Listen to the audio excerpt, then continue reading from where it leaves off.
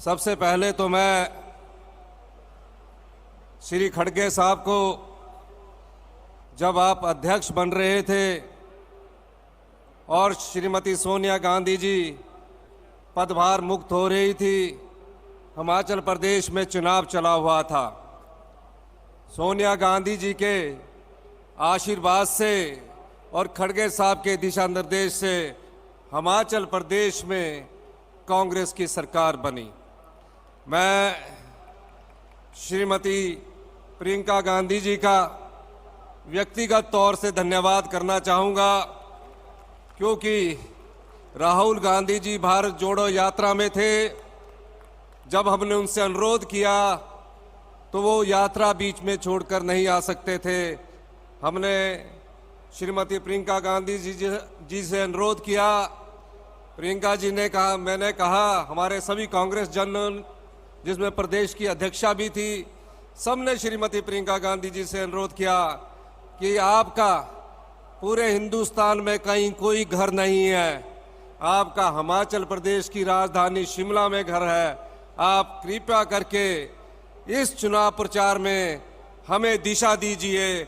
उसके लिए मैं आपका धन्यवाद करता हूं कि आपने जिस प्रकार से हमारे चुनाव प्रचार की कमान संभाली, हिमाचल प्रदेश में कांग्रेस पार्टी की सरकार बनाई गई, उसमें मुख्य श्रेय श्रीमती प्रियंका गांधी जी का भी है। क्योंकि हिमाचल प्रदेश छोटा राज्य है, इसकी जीत बड़ी है। हिमाचल प्रदेश में हिंदू आबादी 97% है, 97% है। राष्ट्रीय भारतीय जनता पार्टी के अध्यक्ष जगत प्रकाश नड्डा जी भी हिमाचल प्रदेश से आते हैं। हमने जब ये देखा, एक रणनीति बनी कि किस प्रकार जो हिंदू विचारधारा का प्रतिनिधित्व करने वाली पार्टी भारतीय जनता पार्टी है, उसको इसी प्रदेश में किस प्रकार से हमें चुनावों में शिरकत देनी है। प्रियंका गांधी जी ने दिशा निर्देश तय किए और आज उस 97% हिंदू विचारधारा को कांग्रेस की इंसानियत की विचारधारा ने हराकर हिमाचल प्रदेश में कांग्रेस पार्टी का झंडा लहराया है। आज सुबह एक पत्रकार महोदय मुझसे इंटरव्यू ले रहे थे, कह रहे थे कि राहुल गांधी जी की भारत जोड़ो यात्रा से 2024 में जो लोकसभा का चुनाव होगा तो क्या कांग्रेस को कितना फायदा होगा और क्या राहुल गांधी जी देश के प्रधानमंत्री बनेंगे। मैंने उन पत्रकार महोदय का सवाल सुना। मैंने कहा, राहुल गांधी जी की भावना को सोचो, देखो, परखो। वो प्रधानमंत्री बनने के लिए ये भारत जोड़ो यात्रा नहीं कर रहे हैं। उनके परिवार ने तो इस देश को प्रधानमंत्री दिए हैं। और जब राहुल गांधी जी अगर प्रधानमंत्री बनना चाहते तो 2009 में जब श्री मनमोहन सिंह जी ने, डॉक्टर मनमोहन सिंह जी ने उनसे कहा था, आप आइए और आप प्रधानमंत्री की कुर्सी का पद संभालिए, तो उन्होंने कहा, नहीं, मैं प्रधानमंत्री का कुर्सी का पद नहीं संभालूंगा, मैं कांग्रेस पार्टी की सेवा करूंगा। ये तो वो परिवार है। जब सोनिया गांधी जी को दिल्ली के सेंट्रल हॉल में लाखों एमपी संसद सदस्य कह रहे थे कि आप उठिए, देश के प्रधानमंत्री की कमान संभालिए, उस समय सोनिया गांधी जी ने सिर्फ ये कहा कि मुझे एक रात सोचने का वक्त दीजिए। देश का सबसे बड़ा लोकतंत्र और उस देश की प्रधानमंत्री का जो उनको सहयोग था कि मुझे प्रधानमंत्री बनना चाहिए, नहीं बनना चाहिए, आप याद कीजिए कि उस रात मैडम सोनिया गांधी के मन में किस प्रकार के विचार आ रहे होंगे। क्या मैं इस देश की प्रधानमंत्री बनूं? लेकिन अगले दिन आकर उन्होंने बड़ी विनम्रता से कहा कि मैं इस देश के सभी सांसद सदस्यों का सम्मान करती हूं, मैं हिंदुस्तान के कांग्रेस कार्यकर्ताओं और आम जन की भावनाओं का सम्मान करती हूं, मैं इस प्रधानमंत्री के पद का त्याग करती हूं। मैं कांग्रेस पार्टी की अध्यक्षा के रूप में इस देश की सेवा करूंगा। तो जो लोग ये सोचते हैं कि सिर्फ कांग्रेस पार्टी सत्ता हासिल करने के लिए, सत्ता में रहने के लिए आंदोलन करती है, यात्राएं करती है, राहुल गांधी जी उसके प्रेरणा स्रोत है। क्या जरूरत पड़ी थी राहुल गांधी जी को कि 3,500 किलोमीटर की यात्रा वो कन्याकुमारी से कश्मीर तक करे? आज जब हम पक्की सड़क पर चलते हैं तो 10 किलोमीटर बाद भी पैरों में छाले पड़ जाते हैं, चलने की क्षमता खो जाती है। वो तो देश के प्रधानमंत्री के बेटे हैं थे, वो देश के पूर्व प्रधानमंत्री श्रीमती इंदिरा गांधी के पोते थे। क्या जरूरत पड़ी, क्यों चले वो अगर देश के प्रधानमंत्री बनना चाहते तो 2009 में बन जाते। नहीं, उनकी भावना और उनकी सोच को हम सब कांग्रेस सलाम करते हैं कि उनके मन में सोच आई कि इस समाज में इंसानियत कमजोर होती जा रही है, हिंदुस्तान के समाज में भाईचारा कमजोर होता जा रहा है।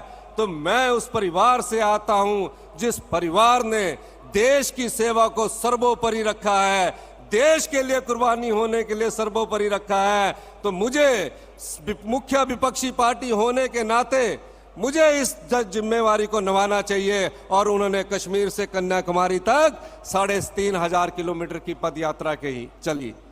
मैं राहुल गांधी जी की भावना की इस बात के भी लिए कदर करता हूं कि मैं एक सामान्य कार्यकर्ता हूं, एनएसयूआई की राजनीतिक जीवन से आगे आया।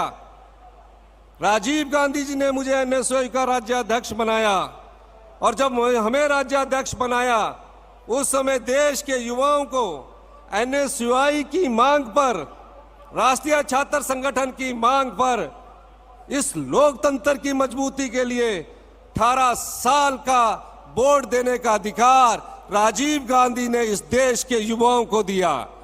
ये क्यों दिया? ताकि देश का लोकतंत्र मजबूत हो। उसी समय इस देश की राजनीति में एक महत्वपूर्ण परिवर्तन आया, जहां महिलाएं, उस समय के जो नेता है यहां मंच पर बैठे होंगे, लंबा घूंघट पहने रहती थी। राजीव गांधी जी ने 73वां और 74वां संशोधन करके महिलाओं को पहले उसमें 73वें और 74वें संशोधन के माध्यम से 33% का आरक्षण किसी पार्टी की नेता और किसी पार्टी के नेता ने दिया, वो राजीव गांधी जी थे। उसके बाद श्रीमती सोनिया गांधी जी के अथक प्रयासों से पंचायती राज संस्थाओं में आज महिलाओं को 50% का आरक्षण किसी पार्टी की सरकार ने दिया। वो डॉक्टर मनमोहन सिंह जी की सरकार थी, श्रीमती सोनिया गांधी जी की सरकार थी। ये बदलाव समाज में परिवर्तन के बदलाव है, ये बदलाव इस देश में नई सोच का बदलाव है। मैं अंत में सिर्फ इतना कहना चाहता हूं, आज एक सामान्य परिवार से राजनीति करके मैं मुख्यमंत्री की कुर्सी पर पहुंचा। हमने वादा किया था, प्रियंका गांधी जी एक छोटे से डेपुटेशन के पास हमारे सरकारी कर्मचारियों के पास गई और कहा, अगर कांग्रेस की सरकार हिमाचल प्रदेश में बनती है तो जिन सरकारी कर्मचारी व अधिकारियों ने हिमाचल प्रदेश में विकास की गाथा लिखी है, उन सरकारी कर्मचारी एवं पेंशनों को एवं अधिकारियों को हम ओल्ड पेंशन स्कीम देंगे। हमारी पहली कैबिनेट हुई, हमें पता था देश में भारतीय जनता पार्टी की सरकार है, 8,000 करोड़ रुपया हमारा उनके पास फंसा है।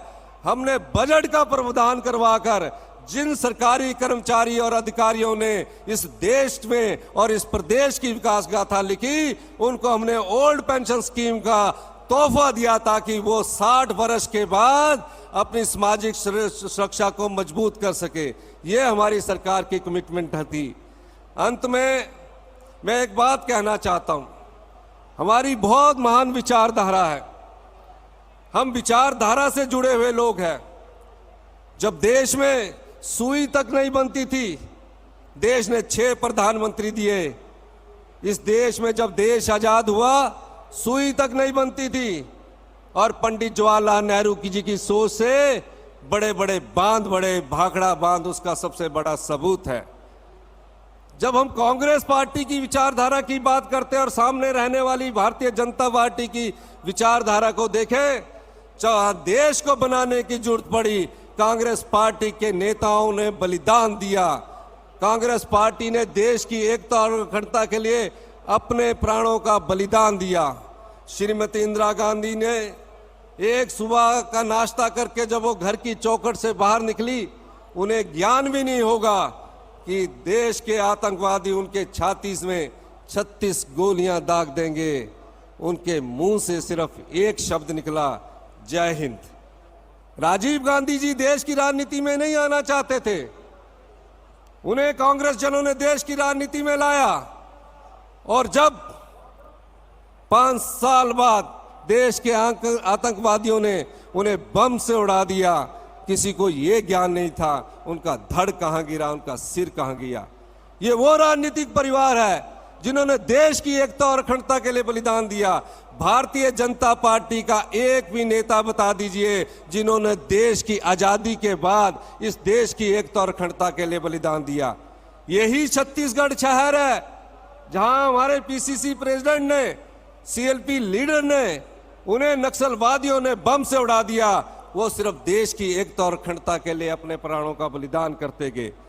ये वो कांग्रेस पार्टी है जिसका इतिहास बलिदानों से भरा पड़ा है। ये वो कांग्रेस पार्टी है जिसका इतिहास त्याग से भरा पड़ा है। हमें इस बलिदान और त्याग के इतिहास को साथ लेकर आगे बढ़ना है। और भारतीय जनता पार्टी की जो जन विरोधी नीतियां हैं, जो देश को बांटने वाली नीतियां हैं, उसका जवाब 2024 में हम तभी दे सकते हैं जब हम अपनी विचारधारा को सशक्त करके आगे बढ़ेंगे। इन्हीं शब्दों के साथ मैं एक बार फिर से आपका बहुत बहुत धन्यवाद करना चाहता हूं। और अंत में खड़गे जी को एक बात कहना चाहता हूं कि आपके अध्यक्ष बनने के बाद हिमाचल प्रदेश में कांग्रेस ने जीत हासिल की है। ये नई दिशा और नई राहें तय करेगी। बहुत बहुत धन्यवाद। जय हिंद, जय भारत।